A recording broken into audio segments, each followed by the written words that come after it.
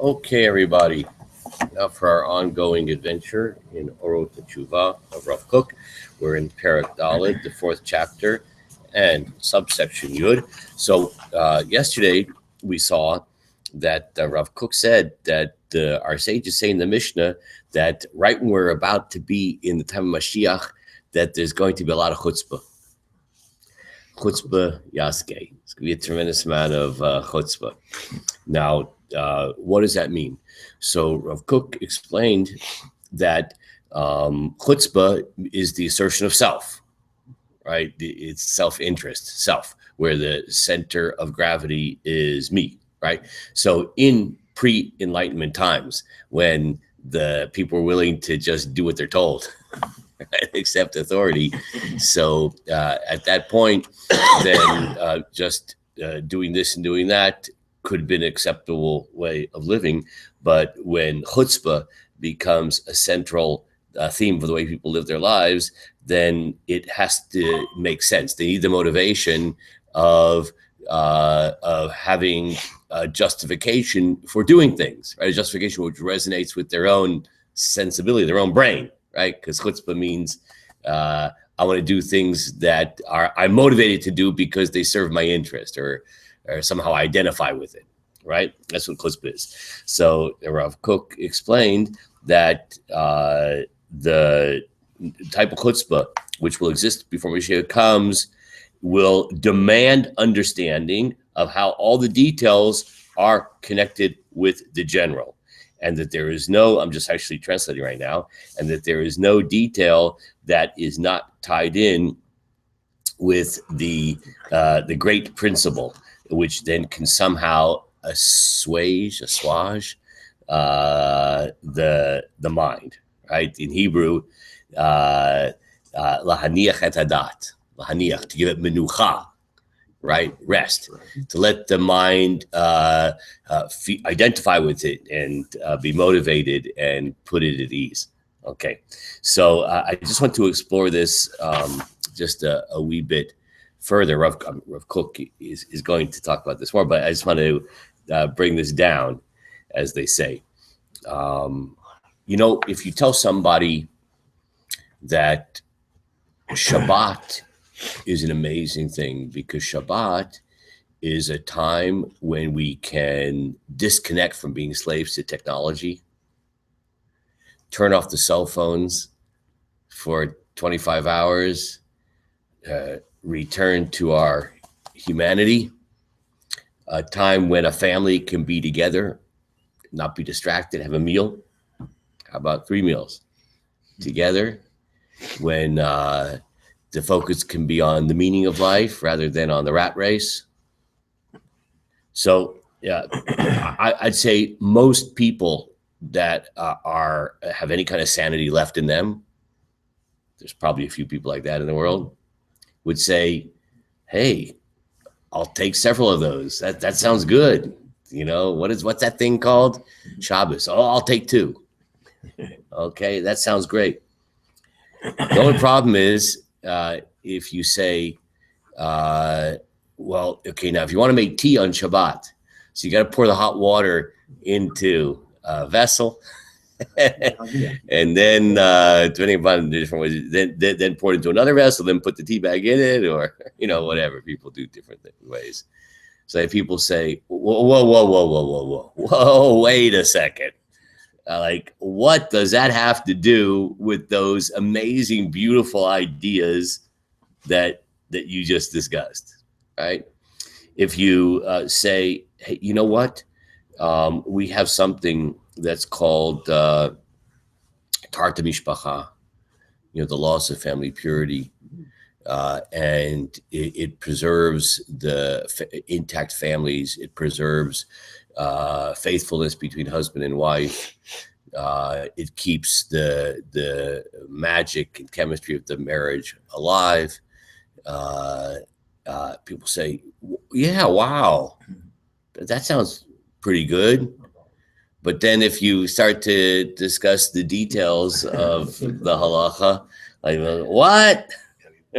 Okay, so that's what Rav Kook's point is, that the the the the great thing that's going to happen before Mashiach comes and the hills of Mashiach is to somehow see the relationship between how you make Tion Shabbat with the dramatic big ideas of Shabbat. To see how the laws of the family purity, Torah Mishpacha, are tied in with the notion of love between a couple and the fidelity between the two, and stability and vibrancy, etc. Right? To make that kind of connection. So now the claim here is that we blew it.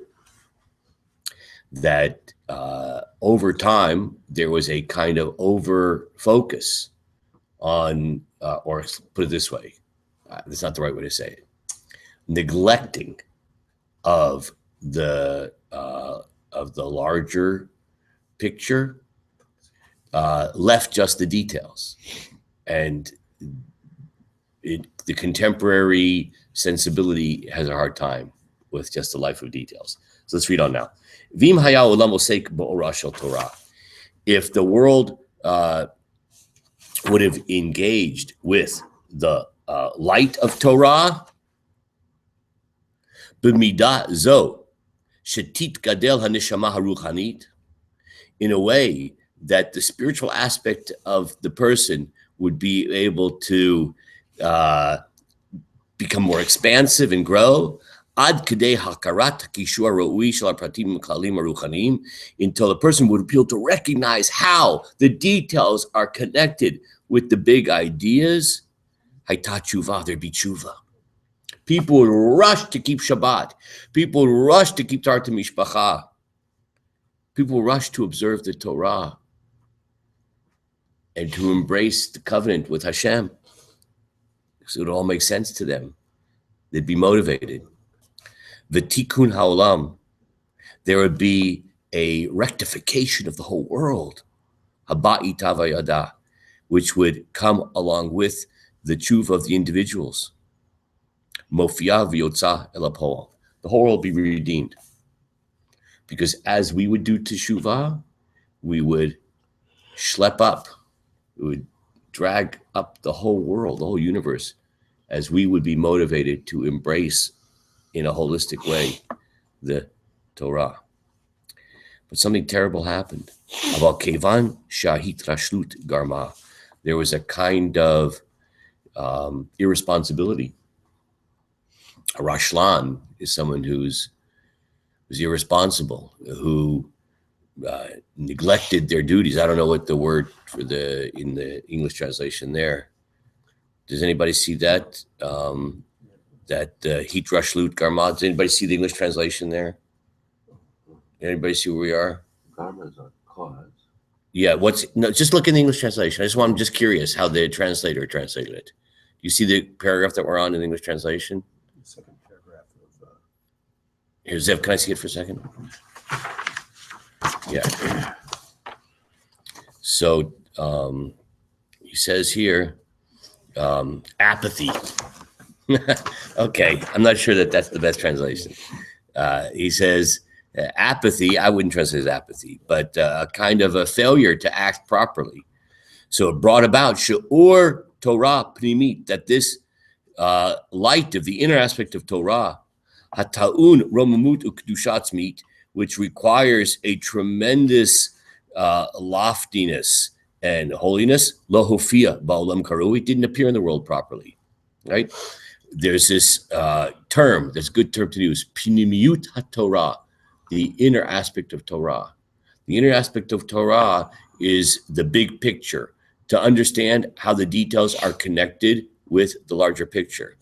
That since we didn't inculcate that type of holistic approach, because there was hitrashlut, there was this, as he translates, apathy or irresponsibility or failure, whatever it is. So what happened? Ba'a hatvi'ah shel sidur chaim ke'ela shapratim yu muvanim b'muvan haklal. That's why people demand. It's kind of like, unless you can show me how these details fit into the big picture, I'm not going to do this.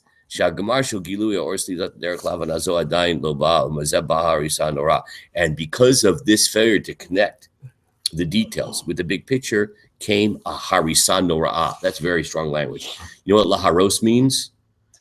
To destroy. There came about a nora'ah. What's nora'ah mean? Anybody help me out? Awesome. Awesome, terrible. Not awesome in a good sense. Like, oh, that's awesome. But like awesome in like the sense of terrible. Until there came a terrible destruction. You're Rav Kook is saying here, what percentage of the Jews in the world keep Shabbat? Very small. Very small. That's like pretty amazing. Amazing in the bad sense, right? How'd that happen? I don't believe that 200 years ago, 3% of the Jews in the world kept Shabbat. Right? I'm sure most Jews kept Shabbat, right? Something happened. There was a complete and total destruction of the spiritual dimension of the Jewish people. A collapse. There was a collapse of the religious structure. How'd that happen? It happened through the inability of rabbis. The Enlightenment. Rabbis, but don't blame the Enlightenment. It's the response to the Enlightenment. You see, there was a threat. Trying to reconcile. Right? We didn't respond properly. We had to be able to say, whoa, the time has come where we have to rethink how we educate people. We have to educate people to be able to see how the details fit in with the big picture. And that wasn't done. And as a result of not being done, people just said, why should I care how I make tea on Shabbat? Like, what's that to do with anything? Rabbi Hirsch, I think, was kind of beautiful. So here's another point. I'm so glad you mentioned that, Larry, because that's a very important point. See, when people use this term Pnimiut Torah, in your aspect of Torah, they tend to think of Kabbalah. Now, it happens to be that Rav Kook, I'm sure does mean that, Kabbalah. And you know that the Vilna Gaon, made a very, very powerful statement. The Vilna Gaon said, and I quote, Ikar Hagula, it's not in your text, only in the teacher's edition. Ikar Hagula Talia Belimuda Kabbalah. The redemption is Talia, dependent, Belimuda Kabbalah, by learning Kabbalah. Okay, so there's definitely this idea that Kabbalah is the framework, it's the approach by which you see the connection between the details and the big picture. Okay, however, what I just want to point out is that one does not have to necessarily limit this to Kabbalah, because I believe I heard the word Rav Hirsch. Okay, so Rav Hirsch was not a Kabbalist, as far as I know. Never saw anything in his writings that sound particularly Kabbalistic, but it doesn't matter because he accomplished the same thing. That was the greatness of Rav Hirsch. Rav Hirsch was able to demonstrate, not resorting to Kabbalistic imagery and approach, but in his own way, a way of explaining how all these details fit into a big picture. The same thing with the Rambam. You know, this is not a new thing. The Rambam, in his Guide for the Perplexed, what was that all about? And truth matters, it's even in the Mishnah Torah, in his law code. His law code is a law code. But at the end of each particular passage of halacha, of law, he usually has a paragraph or two where he talks a little bit about what's the idea here, right? And especially in the Guide for the Perplexed, his philosophical work, in the third section, he talks a lot about what's the idea here, right? And he's definitely not talking from a Kabbalistic view either. He's talking about, you know, from a more philosophical point of view. Doesn't matter. The point is that it's all coming from the attempt at seeing how the details fit into a big picture. I think everybody in this room can, I would imagine, can identify with this idea. You know, if you just go to somebody and say, do this, do that, do this, do that, do this, do that, do that, do this, like it just not speak to them. You know, I've got some children, and I know from raising my own children that, you know, they don't just say, okay, lay it on me. Tell me what to do. That's not the way it works, right? In spite of the fact that they're raised in an Orthodox family and their father's a rabbi and they go to Orthodox schools, etc. It's not like they don't, yeah, fine, just tell me what to do. It doesn't work that way. Like, why should I do this? Right? We don't live in a world anymore where you can just take for granted that that's how you do things. I just want to point out something. I'm going to get personal right now about Zev. So when Zev woke up this morning, he actually did not give any thought to whether or not he should wear pants or a skirt. This is true. Okay, I'm pretty sure about that. Now, why is that? This was not like a philosophical decision. It was not an ideological decision. It's just because it's just taken for granted. That's what you do. So in my house, we drag on the floor. The same thing that that's really, I know from, because I have like a sort of a little bit of connection personally to the old world, not because I'm so old, but because my grandparents, for a certain part of my childhood, grew up in our house, and they came from Eastern Europe, from the old world, right? The Enlightenment really didn't hit, Eastern Europe, Russia, in the same way it did in Western Europe. And, the way my grandparents were raised was, the idea of like eating a cheeseburger. It's like, it's not something you thought about, right? It's sort of unthinkable, not for ideological reasons, but the same reason that Zev didn't have to think about, should it be a skirt today or a pair of pants? It's just, that's the way you do it, because that's the way everybody did it. And that's the way my parents did it, and their grandparents and their great parents. And there's no one I can see anywhere in this little shtetl that does anything else. That's just the way you eat. A Jew eats this way. It's Jewish food, right? A cheeseburger is not Jewish food. Like, I don't eat squid, right? It's not an ideological thing. It's just like, it's just like, I eat gefilte fish. I don't eat squid, right? So that's not an ideological issue. But you know what happens when it's no longer just a cultural axiom, maybe is the way to put it, like wearing pants or a skirt, right? That if you would have been raised in where they wear kilts, maybe you would have to think about in the morning, should I put on a kilt or a pair of pants, right? But right, for us, it's not an issue, and therefore it has to become an ideological issue. It has to become an ideological issue. Okay, let's finish off this chapter. Okay. So therefore, we have to, since we have this tremendous sickness of the disconnection between the details and the generalities, we need a trufa el yonah. What's a trufa? Does anybody know that word, trufa? For the word rofei? No. What's a rofei? Healer. You're right, a doctor. So trufa means a medicine. We need trufa el yonah. We need a higher medicine, right? And what's that higher medicine to heal us? Shehi hosafat koach bakishon ruchani ad asher derech eich lavin lo she'er et hakishor shel kol inyanei hadeot v'ma'asim hatoranim im maklal yoter yayon. Davar mufan u'mutzab b'derech yishar al pi haregashot v'nefashot v'shekhichot.